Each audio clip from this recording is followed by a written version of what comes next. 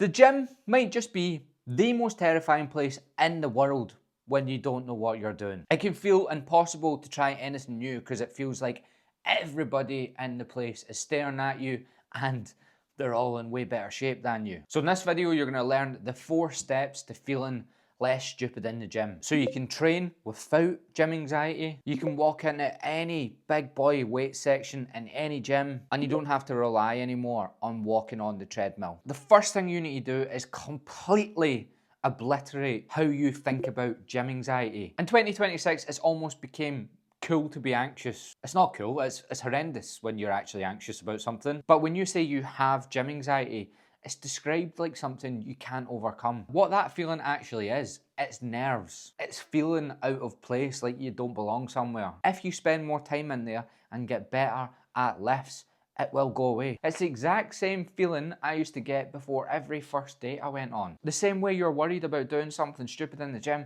I was worried about saying something stupid to a woman. But the more I went on dates, the less I feared saying something stupid. Because I realised I was going to say something stupid every single date I went on, because that's the kind of guy I am. And you can't escape doing dumb things in the gym, looking a bit daft in the gym. You're going to do that, but you're not going to get judged anywhere near as much as you think you are. What you want to do next is find the quietest part in your gym and start filming yourself. I know what you're thinking.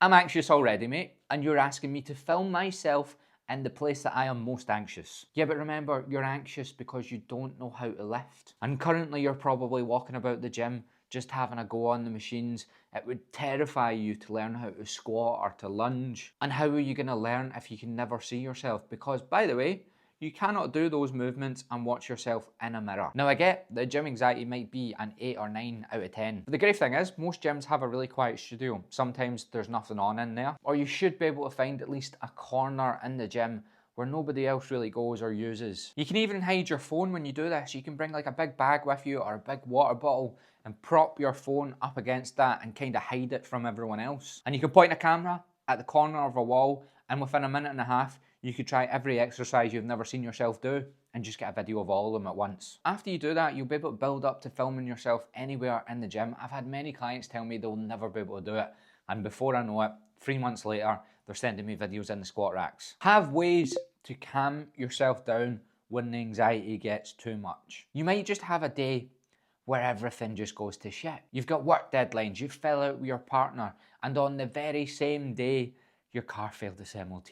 And then you go into the gym, you try go into the squat rack area, which is already a big step for you. You try back squat and your legs feel like wooden planks, and you maybe just want to scream. And then Gary from school walks in, who you've not seen in 10 years, and he looks like he's been going to the gym. He walks over to the cable machines, and those cable machines just so happen to be placed directly in front of where you're squatting. And then the spiral starts. You start calling yourself a fat, useless mess. Well, when this happens, because it happens to everyone, do this. Either go to the toilet or rest way longer than you were going to rest and try challenge the thought. Or you could skip the movements that you feel dumbest doing in the gym that day. Or you could actually just go on the treadmill for a bit.